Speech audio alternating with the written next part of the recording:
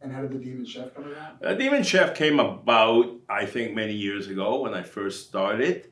They were calling me all kinds of names. They were not. They were actually complimentary. So I decided, since I'm going to have a name, okay, a persona. I wanted to, something that I feel comfortable with, something I give myself. So I call myself the Demon Chef.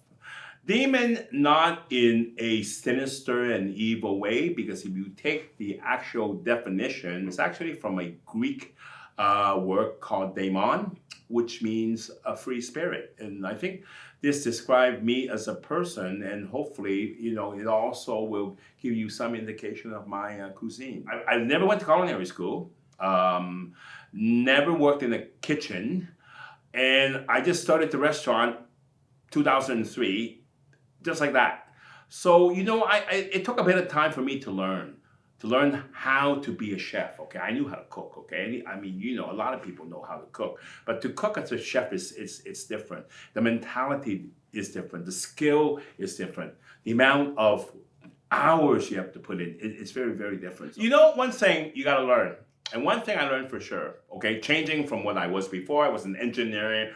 And I was an engineer, I was an entrepreneur, I ran the family business, had a couple hundred staff. One thing I did learn is you learn how to listen. And it's to listen and to comprehend and to understand. Communication sometimes is very, very important, especially when you get into international level where, you're crossing culture, you're crossing languages. China has really opened up the opportunities for the Chinese. Before, there are many times I grew up in Canada, and a lot of times I was at the end of a joke. I was at the butt end of a joke. Okay, but nowadays, because of the economy,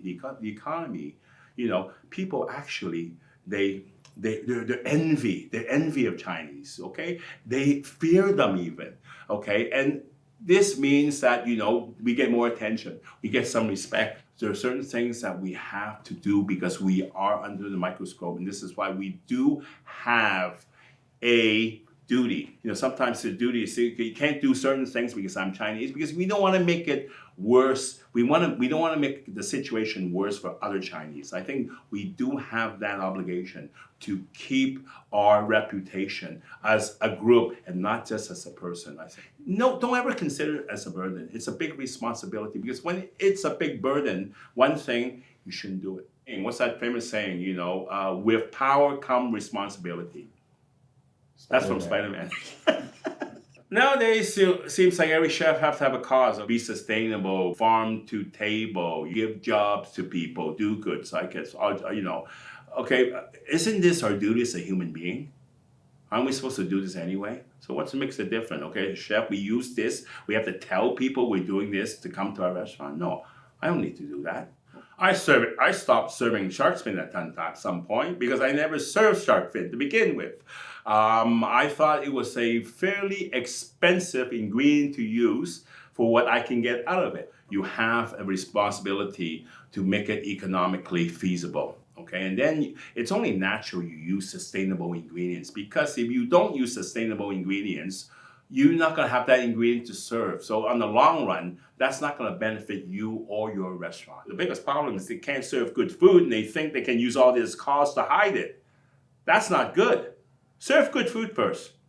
Do that. And then you worry about the cost. Okay? If you can't bloody walk, then don't run. Really.